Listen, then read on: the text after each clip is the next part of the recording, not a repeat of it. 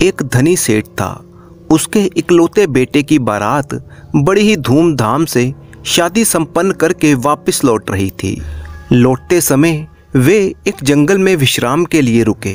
जंगल में एक घना खेजड़ी का पेड़ था।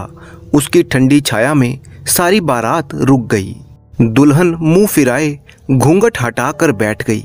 संयोग की बात है, उस खेजड़ी के पेड़ पर एक भूत का निवास था। इत्र फुलेल की खुशबू से महकते दुल्हन के उगड़े चेहरे को देखकर भूत की आंखें चुंधिया गई।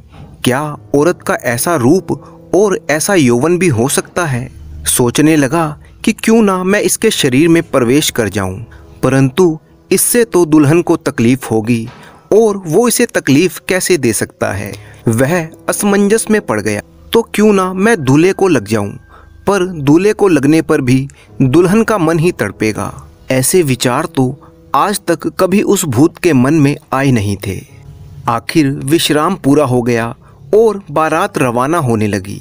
जब दुल्हन उठ के चलने लगी, छम छम करती हुई दुल्हन सजी धजी एक बैलगाड़ी में चढ़ गई।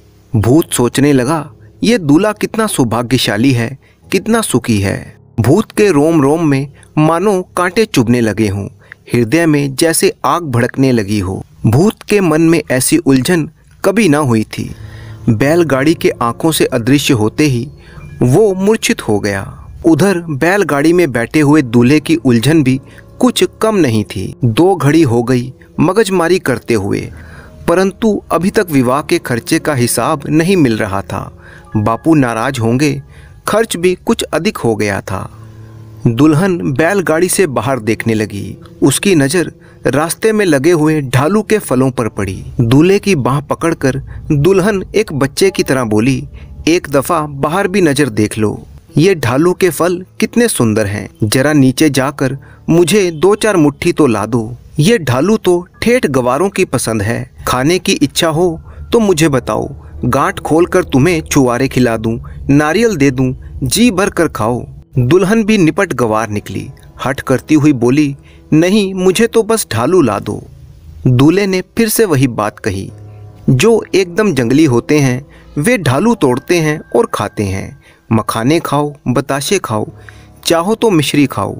इन ढालुओं की तो घर पर बात भी मत करना, लोग हंसेंगे हम पर। हंसने दो, ये कहती हुई दुल्हन बैलगाड़ी से कूद पड़ी, ढालू तोड़े और वापस आ गई। दूल्हा तो अभी भी हिसाब किताब में उलझा हुआ था। उसने ढालू खाने से मना कर दिया। दुल्हन ने कहा, आपकी इच्छा, अपनी अपनी पसंद है। मेरा तो एक बार मन हुआ कि इन ढालुओं के बदले में अपना 9 लक्खा हार भी दे दूं। दूल्हा कहने लगा, ऐसी बेवकूफ़ी की बातें फिर मत करना, बापू नाराज होंगे। वे रूप की बजाय औरतों के गुण का अधिक आदर करते हैं। दुल्हन मुस्कुराती हुई बोली, अब मालूम हुआ आप बापू के डर से ही हिसाब किताब में उलझे हुए हैं, परंतु सारी बातें अपनी अपनी जगह पर शोभा देती हैं। विवाह के समय हिसाब किताब में फंसना ये कहाँ का न्याय है। दूल्हे ने कहा, विवाह होना था सो हो गया, परंतु हिसाब किताब तो अभी बाकी है। विवाह के खर्च का सारा हिसाब किताब संभाल कर ठीक तीज के दिन मुझे व्यापार के लिए परदेश जाना है। ऐसा शुभ मुहूर्त फिर 7 बरस तक नहीं आएगा। परंतु गवार दुल्हन को ये शुभ मुहूर्त की बात सुनकर रत्ती भर भी खुशी नहीं हुई। पति परदेश चला जाएगा, ये बात सुनते ही उसके ढालुओं का स्वाद बिगड़ गया। जैसे कोई दिल को दबाकर खून निचोड़ रहा था। ये कैसी अनहोनी बात सुनी। एक बार तो उसे विश्वास ना हुआ, फिर पूछा, क्या कहा? आप व्यापार की खातिर परदेश जाएंगे? सुना है आपकी हवेली में तो दौलतों के भंडार पड़े हैं। दूल्हा गुमान भरे स्वर में बोला, इसमें क्या शक है, तुम खुद अपनी आंखों से देख लेना। हीरे मोतियों के ढेर लगे हैं, परंतु दौलत तो दिन दूनी और रात चौगनी बढ़ती रहे तभी अच्छा है। व्यापार तो बनिए का पहला धर्म है। अभी तो दौलत बहुत बढ़ानी है, ऐसा बढ़िया मुहूर्त कैसे छोड़ा जा सकता है। दुल्हन ने फिर कोई बात नहीं की। बात करने से मतलब भी क्या था। एक एक करके सारे ढालू बाहर फेंकने लगी। दूल्हे ने मुस्कुराकर कहा, मैंने तो पहले ही कह दिया था कि ये ढालू गवारों के खाने की चीज हैं। अपन बड़े आदमियों को ये अच्छे नहीं लगते। आखिर खाते नहीं बने तो तुम्हें फेंकने ही पड़े। तेज धूप में जली सो अलग से। दुल्हन चुपचाप सर झुकाए बैठी थी। सोचने लगी कि इस पति के भरोसे पर वो माँ बाप का आंगन छोड़कर आई है। ये तो ठीक तीज के दिन शुभ मुहूर्त की वेला में व्यापार करने के लिए परदेश जाना चाहते हैं। दूल्हा अपने हिसाब में डूबा था, दुल्हन अपने ख्यालों में गोता लगा रही थी और बैल अपनी चाल में मगन थे। चलते चलते वो अपनी मंजिल पर पहुंचे। आखिर सेठ की हवेली के सामने बारात आकर रुकी। गाजे बाजे और ढोल नगारों के साथ दुल्हन का स्वागत रनिवास में हुआ। शाम को रनिवास में घी के दिए जलाए गए। रात्रि के दूसरे पहर दूल्हा रनिवास में आया। आते ही दुल्हन को नसीहत देने लगा कि घर की इज्जत का पूरा पूरा ख्याल रखे, सास ससुर की सेवा करे। देखते ही देखते 5 साल गुजर जाएंगे, फिर किस बात की कमी है। नसीहत की ये अनमोल बातें दुल्हन चुपचाप सुनती रही। नसीहतों की इन बातों में सारी रात ढल गई। उधर उस खेजड़ी के पेड़ के नीचे भूत की बेहोशी टूटी और उसकी आंखें खुली तो चारों तरफ देखा सुनसान जंगल ही जंगल था। ये सब उस दुल्हन के चेहरे का करिश्मा था। और उधर दुल्हन का पति उस यौवन से मुंह फिराकर परदेश की राह पर चल पड़ा। एक पोटली में उसने हीरे मोती बांधे। जाते हुए वो उसी खेजड़ी के पेड़ के पास से गुजरा। भूत ने उसे तुरंत ही पहचान लिया। आदमी का रूप धरकर उससे राम राम किया और पूछा, भाई अभी तो विवाह के मांगलिक धागे भी नहीं खुले, इतनी जल्दी कहाँ चल दिए? सेठ के लड़के ने कहा, क्यों मांगलिक धागे क्या परदेश में नहीं खुलते? भूत काफी देर तक साथ साथ चलता रहा। सारी बातें जान ली कि वो 5 साल के लिए परदेश में व्यापार करेगा। अगर ये मुहूर्त चूक गया तो अगले 7 साल तक ऐसा बढ़िया मुहूर्त हाथ नहीं लगता। सेठ के लड़के की बोलचाल, उसके स्वभाव को गौर से देखने के बाद भूत ने अपनी राह ली। मन ही मन में सोचने लगा कि सेठ के लड़के का रूप धरकर सवेरे ही सेठ की हवेली पर पहुंचा जाए तो 5 साल तक कोई पूछने वाला नहीं है। ये बात तो खूब बनी। क्या उम्दा मौका हाथ लगा है, आगे की आगे देखी जाएगी। फिर तो उसने एक पल की देर भी नहीं की। हूबहू सेठ के लड़के का रूप धरकर गांव की तरफ चल पड़ा। मन में खुशी की सीमा ना थी। वो सीधा हवेली ना जाकर पहले सेठ की दुकान पर पहुंचा। हिसाब किताब करते हुए सेठ ने बेटे को देखा, तब भी उसका मन नहीं माना। परदेश के लिए गया हुआ बेटा वापस कैसे आ सकता है? आज दिन तक उसने कभी मेरी बात नहीं टाली। बापू के होंठों पर आती हुई बात को बेटा बगैर कहे ही समझ गया। हाथ जोड़कर बोला, आप मेरी बात पहले सुन लें। व्यापार के लिए सलाह मशवरा करने के लिए ही मैं वापस आया हूँ। अगर आपकी मर्जी नहीं होगी तो घर बगैर गए ही मैं वापस मुड़ जाऊँगा। रास्ते में समाधि लगाए हुए एक महात्मा के दर्शन हो गए थे। उनके सारे शरीर पर दीमक लगा हुआ था। मैंने सफाई की, दीमक हटाई, कुएं से पानी निकालकर उन्हें नहलाया, पानी पिलाया, खाना खिलाया।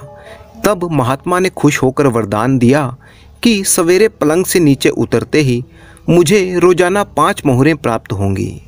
परदेश जाने के विचार से वो वरदान खत्म हो जाएगा। अब आप जो आज्ञा दें मैं वही करूँगा। सेठ खुशी खुशी उसकी बात मान गया। सेठ के साथ सेठानी भी बहुत ही खुश हुई। इकलौता बेटा आंखों के सामने रहेगा। दुल्हन को खुशी के साथ साथ आश्चर्य और गर्व भी हुआ कि भला ये रूप छोड़कर कौन परदेश जा सकता है। दुकान का हिसाब किताब और भोजन करने के बाद पति रात के समय रनिवास में आकर सो गया। दुल्हन बिना किसी संकोच के उसके पास आकर बैठ गई। दुल्हन मुस्कुराती हुई बोली, मैं जानती थी कि तुम बीच राह से ही लौट आओगे। मेरे रोकने के बावजूद भी क्यों ना रुके? आखिर मेरी मनोती सच हुई ना। ये बात सुनते ही पति के मन में बवंडर सा उठा। इस पवित्र दूध में कीचड़ कैसे मिलाए? इसको छलने से बढ़कर कोई पाप नहीं होगा। ये तो मुझे असली पति मानकर खुश हो रही है। सोचने लगा कि चेहरे से क्या होता है, अगर वो सच्चा पति होता तो व्यापार के लालच में औरत को छोड़कर क्यों जाता? क्या उसने इसीलिए हाथ थामा था कि ऐसे रूप को वो छोड़कर चला जाए? वो थोड़ा खिसक कर कहने लगा, दरअसल मैं तो कोई दूसरा आदमी हूँ। इसके बाद उस भूत ने दुल्हन को सारी बात बताई कि उस खेजड़ी के पेड़ पर उसका मुकाम है और उसका रूप देखकर उसकी क्या दशा हुई थी, कैसे वो उसे देखकर बेहोश हुआ और कैसे वो वापस होश में आया, परदेश जाते हुए उसके पति के साथ क्या क्या बातें हुई, फिर उसका रूप धरकर कैसे इस हवेली में आया। सारी बात विस्तार से बताई। दुल्हन कठपुतली की तरह गुमसुम बैठी सारी बात सुनती रही। क्या इसी बात को सुनने की खातिर विधाता ने उसे कान दिए थे? उसकी कलाई को सहलाते हुए भूत आगे कहने लगा, माँ बाप को तो रोज 5 मोहरें चाहिए और दुकान की कमाई से मतलब है। असली बात से उन्हें कोई लेना देना नहीं, परंतु अगर तुम्हें ना बताया तो ये प्यार के मुंह पर कालिक पुज जाएगी। तुम्हें तड़पाकर मैं प्रेम का आनंद नहीं लेना चाहता, फिर भी उम्र भर तुम्हारा एहसान मानूंगा कि तुम्हारे प्रेम की वजह से मेरे हृदय का जहर अब अमृत में बदल गया। दुल्हन के दिमाग में एक लहर सी उठने लगी। वह सोचने लगी, मेरे जन्म के समय घर वालों को कोई खास खुशी नहीं हुई, लड़का होता तो अधिक खुश होते, और अब एक पति मिला तो वो भी व्यापार और हिसाब किताब में खोया रहता है। उसे ना तो बैलगाड़ी में मेरी बात समझ में आई और ना ही रनिवास में। सुना रनिवास और फीकी सेज छोड़कर अपने व्यापार के लिए चल पड़ा, वापस मुड़कर भी नहीं देखा। और आज इस भूत ने प्रेम की ऐसी रोशनी जगा दी जो आज तक मैंने नहीं देखी। 7 फेरे वाला पति जबरन रवाना हो गया तो उस पर वश नहीं चला। भूत वाली इस प्रीत के सामने भी उसका वश कहाँ चलता। जाने वाले को रोक ना सकी तो फिर रनिवास में आने वाले को कैसे रोके? पति ने तो उसे इस मझधार में छोड़ ही दिया था। भूत होते हुए भी इसने प्रीत जताई तो कैसे इनकार करे? अपनी सुध बुध बिसार कर भूत की गोद में लुढ़क गई। चुटकियों में दिन बीतने लगे। व्यापार खूब बढ़ा, लेन देन खूब बढ़ा। माँ बाप खुश थे, सारा इलाका सेठ के लड़के से बेहद खुश था। बस उसमें एक ही कमी थी कि सेठ के लड़के का पत्र आता तो वो फाड़ कर फेंक देता, वापिस कोई जवाब ना देता। इस आनंद और यश के बीच में देखते ही देखते 3 बरस बीत गए। भूत भी उस हवेली में रस बस गया था, जैसे सेठ का सगा बेटा ही हो। बहू भी रनिवास के नशे में विभोर थी। इसी बीच बहू के गर्भवती होने की खुशखबरी सेठ को मिली। सेठ फूला ना समाया। दिन घोड़े की गति से बीतने लगे। 5 महीने बीते, 7 महीने पूरे हुए और फिर 9वां महीना भी चालू हो गया। बहू दिन भर रनिवास में सोई रहती और उसकी दासियां 8 पहर हाजिर रहती। इधर सेठ के असली बेटे का भी हाल सुनो। वो परदेश में दौलत इकट्ठी कर रहा था। सोचता था बापू बेहद खुश होंगे। बीच बीच में आसपास के व्यापारी उससे मिलते रहते थे। उसे वहां पाकर वह बहुत ही आश्चर्यचकित होते। एक दफ़ा एक व्यापारी ने पूछ ही लिया कि वो गांव से कब वापस आया। ये सुनकर उसे कम आश्चर्य नहीं हुआ। जवाब दिया कि उसने तो अभी तक गांव की तरफ मुंह भी नहीं किया। वे पागल तो नहीं हो गए? व्यापारी जोर देकर कहने लगा और विस्तार से सारी बात बताई, परंतु उसे फिर भी विश्वास नहीं हुआ।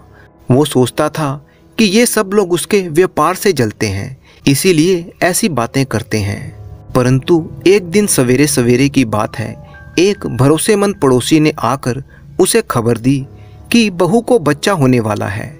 सेठ का लड़का बोला, अगर ऐसी बात होती तो घर वाले मुझे जरूर खबर देते। मैंने 5-7 चिट्ठियां तो लिखी ही थी, परंतु एक का भी जवाब नहीं आया। पड़ोसी ने कहा, भले आदमी, जरा सोचो तो सही कि घर वाले खबर क्यों करते और किसको करते। उनका लड़का तो बीच राह से तीसरे दिन ही वापस आ गया था। एक महात्मा के दिए हुए मंत्र से सेठ जी को रोजाना 5 मोहरे देता है। हवेली पर तो राम की मेहर है। रनिवास में घी के दिए जलते हैं। हाँ, अब मालूम हुआ कि आपकी शक्ल हूबहू सेठ के लड़के से मिलती है। विधाता का खेल है। खुद सेठ जी देखें तो पहचान ना सकें। अब बातचीत करने पर मालूम हुआ कि आपकी शक्ल तो जरूर मिलती है, परंतु आप कोई दूसरे हैं। भला मैं दूसरा कैसे हुआ? अब लगता है कि कल परसों ही जाना पड़ेगा।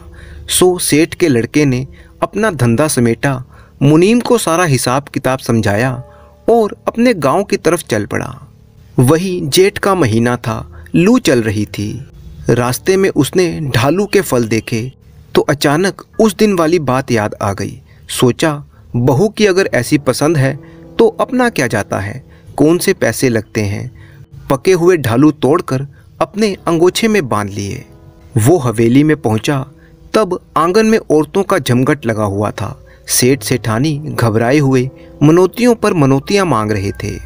भूत वाला पति ऊपर रनिवास के दरवाजे पर खड़ा था, एकदम उदास, और बहू अपने कमरे में थी जहां पर वो प्रसव पीड़ा से जूझ रही थी। असली पति बेहिचक आंगन में आ खड़ा हुआ, कंधे पर ढालुओं का अंगोछा लटक रहा था। माँ बाप के चरणों में शीश नवाकर प्रणाम किया। माँ बाप सोचने लगे, ये क्या माजरा है, हूबहू बेटे से शक्ल मिलती है। जरूर ये दौलत के नशे में कोई मायावी तो नहीं आ गया।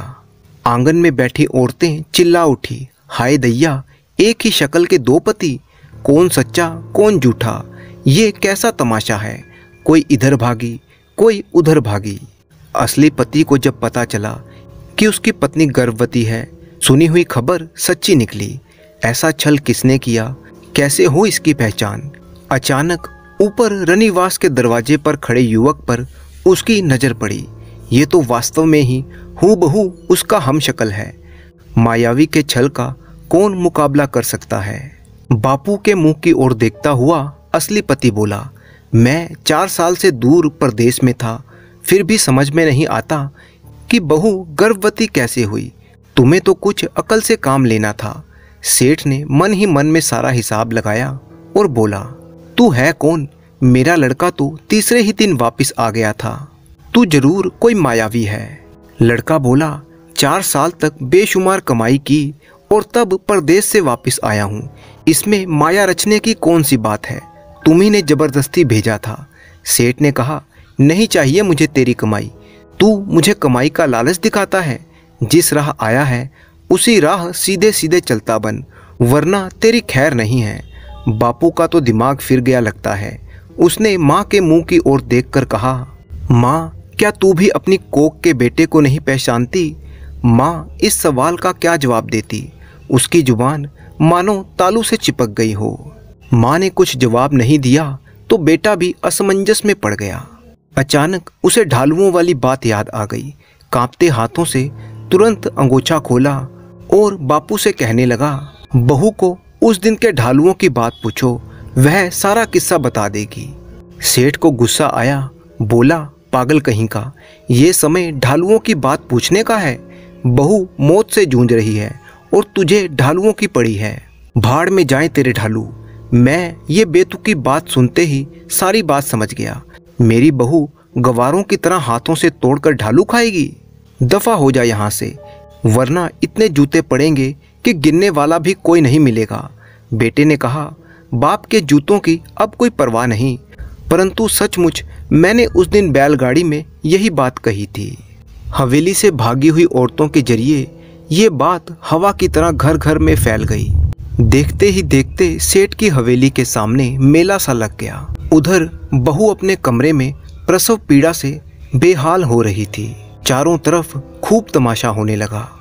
अपनी हवेली के चारों ओर ये जमघट देखा तो सेठ की एड़ी से लेकर चोटी तक आग लग गई।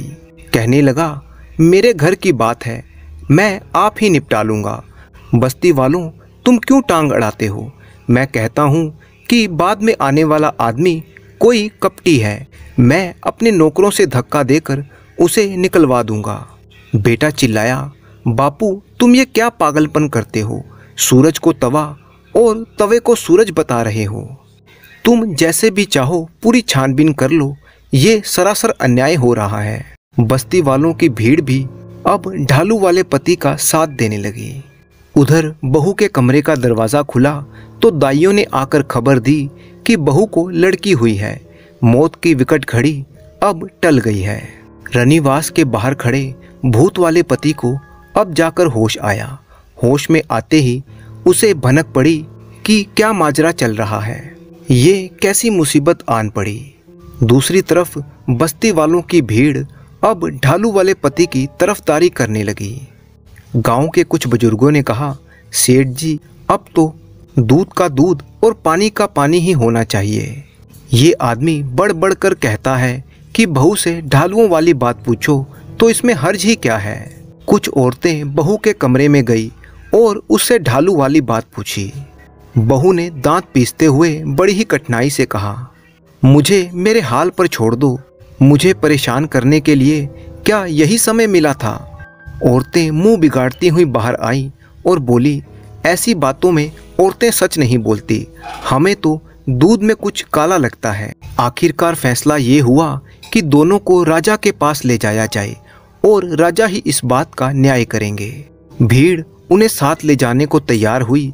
तब रनिवास के बाहर खड़े पति ने कहा, मुझे एक दफ़ा बहू के कमरे में जाने दो, माँ बेटी की खैरियत कैसी है जरा पूछ तो लूँ। पर लोग नहीं माने, कहने लगे, फैसला होने के बाद सारी उम्र खैरियत पूछते रहना, इतनी जल्दी क्या है। दोनों पति बंधे हुए साथ साथ चल रहे थे। सेठ भी जूतियां फटकारते हुए उनके साथ जा रहा था। वैसे वो भूत था तो महाबली, न्याय करने वाले पंचों की गर्दन एक साथ मरोड़ सकता था, कई करतब दिखा सकता था, किसी के शरीर में घुसकर उसका सत्यानाश कर सकता था।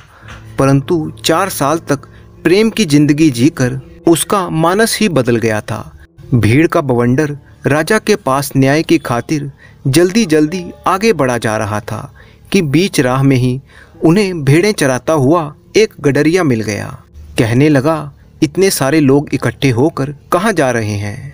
2-3 मर्तबा समझाने पर उसे ठीक से समझ में आया कि आखिर माजरा क्या है। वो कहने लगा, इस अदने से काम की खातिर बेचारे राजा को क्यों तकलीफ देते हो, इस झमेले को तो मैं ही निपटा सकता हूँ। लोगों ने सोचा कि अभी राज दरबार तो काफ़ी दूर है, अगर इस गवार की अकल से ही काम निकल जाए तो क्या हर्ज है, वरना आगे तो जाना ही है। वे लोग मान गए। तब गडरिये ने बारी बारी से दोनों के चेहरे को देखा, बिल्कुल एक ही शक्ल, बाल जितना भी फर्क नहीं था। दोनों की रस्सियां खोलते हुए वो कहने लगा, भले आदमियों, इन्हें इस तरह बांधने की क्या ज़रूरत थी, इस भीड़ से बचकर ये कहाँ जाते। फिर मुखिया की तरफ देखकर पूछा, ये गूंगे बहरे तो नहीं हैं? मुखिया ने कहा, नहीं, ये तो बिल्कुल गूंगे बहरे नहीं हैं, बेधड़क बोलते हैं। रस्सी को समेटते हुए गडरिया कहने लगा, समझ गया, बोलना जानते हैं पर साथ ही साथ झूठ बोलना भी सीख गए हैं। पर कोई बात नहीं, सच को बाहर निकालना तो मेरे बाएं हाथ का खेल है। गले में लाठी घुसेड़कर आंखों में फंसा हुआ सच भी मैं बाहर निकाल लेता हूँ, देर किस बात की है। बोलो, किसके गले में ये डंडा घुसेड़ूं, जो पहले मुंह खोलेगा वो सच्चा होगा। वो भूतों के छल बल में तो उस्ताद था, पर इंसानों के कपट की उसे लेश मात्र भी जानकारी नहीं थी। इंसान की जबान से निकली हुई हर बात को वो सही मानता था। सोचने लगा, उसके गले में ये डंडा क्या बिगाड़ सकता है, ऐसे 7 डंडे भी घुसेड़ दो तो मेरा बाल भी बांका नहीं हो सकता। वो तुरंत मुंह फाड़ता ही नजर आया और सेठ के लड़के ने होंठ भी नहीं खोले। मुंह फाड़ने वाले पति की पीठ ठोकते हुए गडरिया बोला, वाहरे पट्टे, तुझ जैसे सत्यवादी आदमी को इन मूर्खों ने इतना परेशान किया। मन ही मन में गडरिया समझ गया था कि जो आदमी इतनी बड़ी लाठी अपने मुंह में रखने को तैयार हो, वो कोई साधारण आदमी नहीं हो सकता।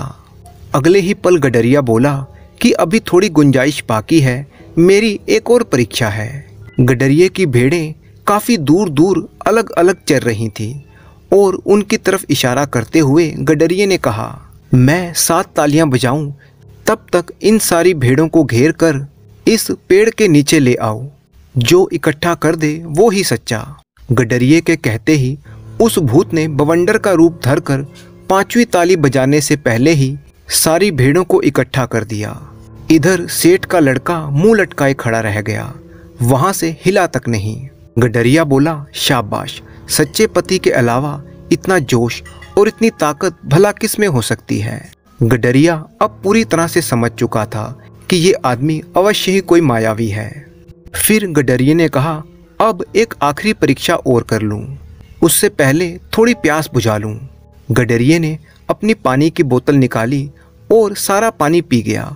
फिर पेट पर हाथ फेरते हुए कहने लगा, 7 चुटकियों के साथ जो इस बोतल के अंदर घुस जाएगा वो ही असली पति होगा और रनिवास का मालिक होगा। असली भूत को बोतल के अंदर घुसने में कुछ भी वक्त नहीं लगा। ये करतब तो वो जन्मों से जानता था। भूत के अंदर घुसते ही गडरिये ने एक पल भी नहीं गवाया और बोतल का मुंह ढक्कन से बंद कर दिया और उस पर कसकर रस्सी बांध दी। फिर पंचों की ओर देखा और बोला, ये लो, हो गया न्याय। कितनी देर लगी न्याय करने में। पानी की बोतल तो मेरी जाएगी, पर न्याय करना मंजूर किया। चलो अभी सब चलकर इस बोतल को नदी के हवाले कर दो। सेठ का लड़का तो खुशी के मारे बोरास आ गया था। विवाह से भी 1000 गुना आनंद उसे आज हो रहा था। मारे खुशी के कांपते हुए हाथों से उसने अपनी अंगूठी खोलकर गडरिये के सामने रख दी। गडरिया बगैर कहे ही उसकी बात समझ गया, पर अंगूठी कबूल नहीं की। बोला, मैं कोई राजा नहीं हूँ जो न्याय की कीमत वसूल करूँ। मैंने तो अटका हुआ काम निकाल दिया और ये अंगूठी मेरे किस काम की। ना तो मेरी उंगली में आती है और ना ही मेरे डंडे में। ये बेकार की वस्तुएं तुम अमीरों को शोभा देती हैं।